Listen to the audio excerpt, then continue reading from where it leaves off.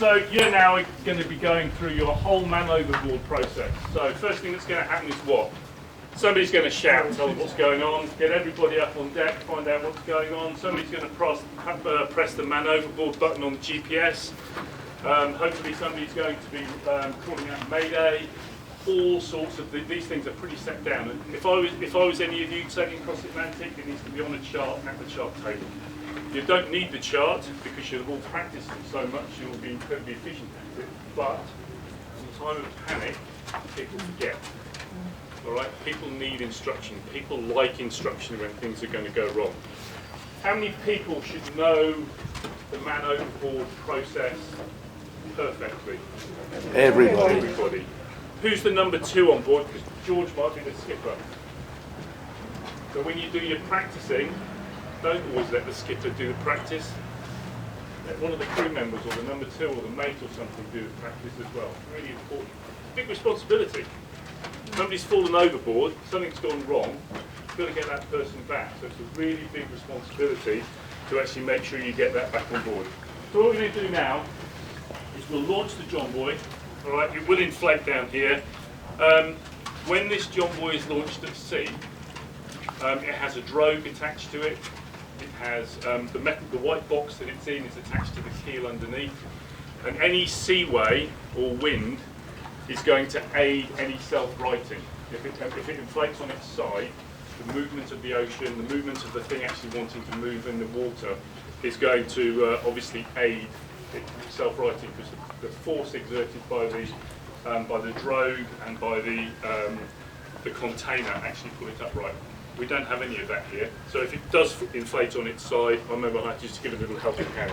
I'm going to hold it. I'm going to be the strong point on the boat if you'll give me that licence. And Bones, if you could pull to launch.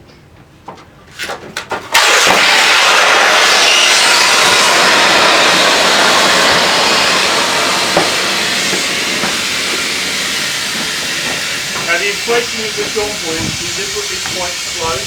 The reason it's deliberately quite slow, George, you might have to go and get it to stop it blowing away. The reason it's quite slow is because underneath it, as we'll see in a minute, there's a big keel which has to fill up with water. Alright? And the keel gives it lots of stability. So let's just get it alongside the pontoon. Move over towards me. In addition, actually, you might find the mast inflates last. It's not windage. Alright, so you will see, those of you who can see this, has a light on it, obviously got a little flag, and as I say, you can have AIS units fitted to it that activate as it inflates. What you can't see is the container and the drogue, which have already sunk away, and obviously going to keep the drift rate down to an absolute minimum. Again, there is a right and a wrong way to get into the John Boy. Those of you who can see it now, it says board here in big writing. That small end of the John Boy is actually designed to sink when you get in it. So it aids getting in it, making it simple. The other things that you need to know about, let's see if I can turn it around.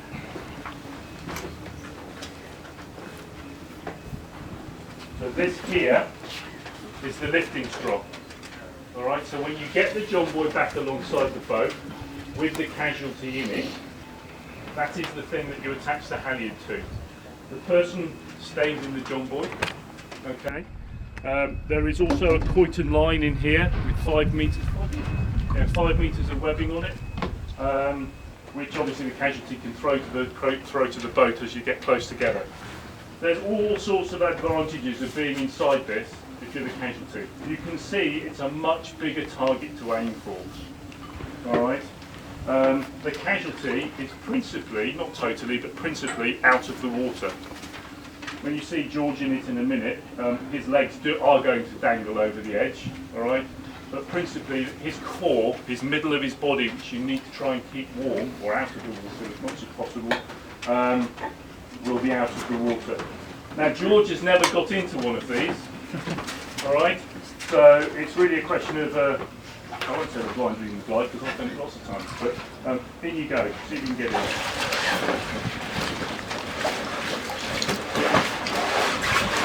Once you're in, just turn over on your back and you're in.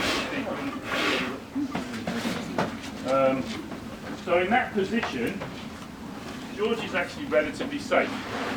It's obviously not in the ideal place because it'd be far better if he was on the boat. But in that position, he's relatively safe.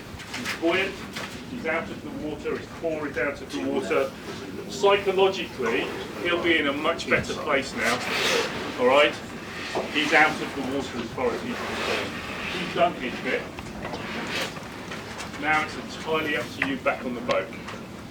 Okay, so imagine now you've got the casualty alongside the boat. How are you going to get them out? Normally, you would be in a situation where you'd use a halyard off the main mast. All right, we obviously can't do that here, so we're going to use a halyard off the mizzen mast. Not everybody's going to have, admittedly. So what we'll do, we're going to use the. I'm going to climb on board now. We're going to use the main halyard off the mizzen mast. There you go, Steve. And what we thought we'd do to start with is, this is quite a big boat. It's quite modern. Let's try and lift it out without that first. We'll try and lift it out just using a halyard. All right? Yeah. So here's the first question: are your halyards long enough? I actually don't have very much of a halyard here. All right. In reality, of course, as soon as you start pulling, you get more. So this is quite a big boat. It's got lots of halyards, lots of rope, lots of winches. All right. And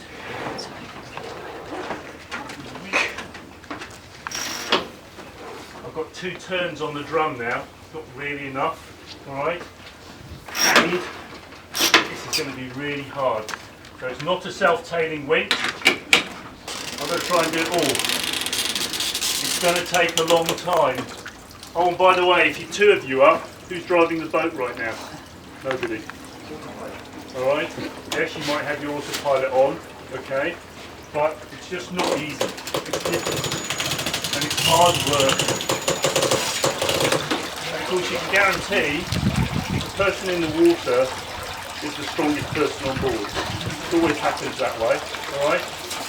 You can start to hear the water now running out of the keel.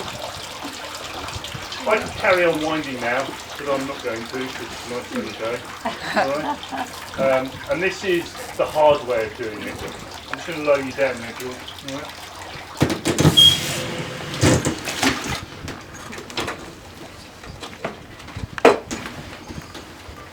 So when we did all these trials that we talked about, at the very end of the day, we decided, let's go back to real basics. And we'll try a good old-fashioned pulley block, a handy billy. All right. And we gave it a go. It was a real last thought because there's lots of stuff that we sell. There's helicopter lifting strops, all this sort of stuff that supposedly make your life easy. How do you actually recover the person? And the thing we found the easiest, the most controlled, the piece of kit that you can have the most help doing is a conventional block and tackle. But, and there's a big but, it only works if you, A, you know where it is on the boat, because you'll need it in a hurry, and B, blocks and tackles are renowned for getting tangled. So you've got to work out how you're going to store it. Do you store it pulled together block to block? Do you store it in a sleeve so it can't twist on itself? Where do you store it? The bottom of the locker is not the best place for it. A lot of people talk about, oh, it's not a problem, I'll use the main sheet and swing the boom out over the boat and use a topping lift on the end of the boom. For me personally, I just don't think that will happen. By the time you've undone a shackle on the boat, it's very rarely undone, etc, etc. So what we're going to do now is we'll actually just put the handy billy on here, and then what I'd really like is I need a volunteer. All right. So I need a volunteer, not the strongest person in the audience, and I'm going to be really sexist now and ask if a lady wouldn't mind doing it. Just to illustrate how easy it is. All right. So do you want to? Just.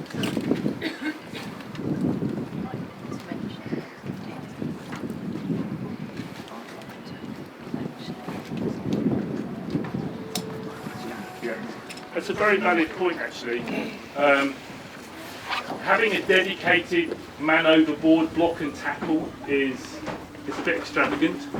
So you do have blocks and tackles on the boat. You've got kicking straps, you do have main sheets, but they're quite often attached to other things. So you need to be in a situation of, if you're going to use it for something else, then make sure that it's easily get-at-able. Alright? Alright? I'm just going to go away. I'm good, I'm just holding on to Yeah, you just take it easy there, mate. Don't overdo it.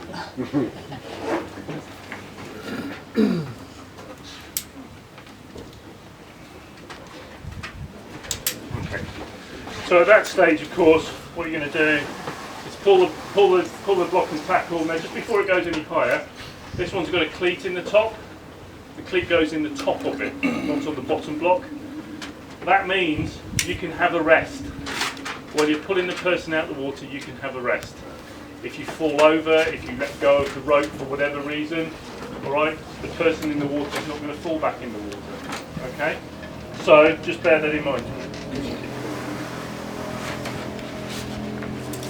Okay. Now, what you've got to do, Oh, you can just put it. what you've obviously got to do now is you've got to make sure it's gone high enough. As you'll see in a minute, when this comes out of the water, there's quite a lot of gubbins underneath it, and you've got to get the whole thing out of the water. All right. So I'm just going to move him down the boat. You can have a walk through all that. And just give him a pull. Yeah.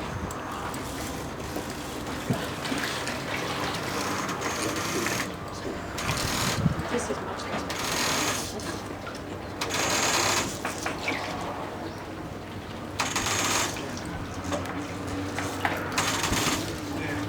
Guys, this is still very heavy. It's not easy. It's hard work. Right. What you can do, of course, is you can always give the lazy end. If the person in the John Boy is complicated, you can give them the lazy end in the hand. George, you can pull as well.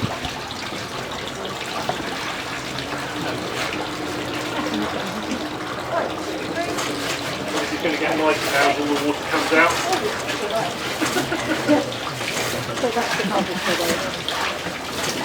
We have got a bit of an incentive, haven't we? Yes.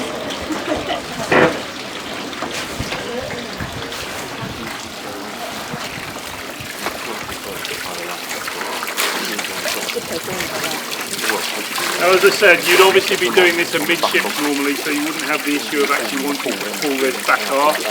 Alright? So you can see the principle now. We've lifted person, John Boy, and everything else out of the water. He's protected from being bounced on the side of the yacht by the ring of the John Boy. Alright? And he's horizontal. He's quite happy. He can help with the aid of the handy billy. Alright? And he can actually make this work and work for you as opposed to be against you. Obviously, if he started showing signs of hypothermia, slight unconsciousness or whatever, then he may not be able to help. So that's that's a 6-to-1 block and tackle, and it's possible, but it's hard work. Some people might decide, well, I'll go 8-to-1. It's fine, it won't be quite so hard, but you've got more string to pull. All right, and obviously from here, we would now continue to raise him and then bring it inboard with him in it. All right. If you get tired, you can let go of that now, and nothing's going to happen. All right. If you need to stop to run back to the wheel for whatever reason, if you need to run back and actually change the course of the yacht or whatever, you can do that. And the other really good thing is we can talk to each other. We can communicate with the casualty. You know, he can tell you he might have broken his leg or whatever. He can tell you what's going on, rather than somebody amidships having to rush back to a winch to wind them out of the water. Boat might be rolling through 25 degrees, 30 degrees all the way. It's going to get slammed backwards and forwards, all right? So, thank you for being a casualty, George. Yeah, you managed to do that without getting wet hair. Yeah, he was very worried about his hair before he got in the water. This is an option, all right? It is an option for you, okay? As much as I'd all like you to come and buy John Boys now, the key thing is having the right piece of kit for you, and you have to go practice with the piece of kit. Some people will take an inflatable horseshoe or a horseshoe like that, They're not designed to pick people out of the water with. They're not like a helicopter lifting strop. Some inflatable horseshoes you can pick people out of the water. It's personal choice. You have to practice. All right. Anybody here practiced picking somebody up with an inflated life jacket using the becket on the jacket or the lifting strop in the jacket? Anybody tried it? Easy or it's not very comfortable, is it? No, it's really uncomfortable, and with a crutch strap on, it's even more uncomfortable. All right. So you just need to go practice. It's absolutely critical.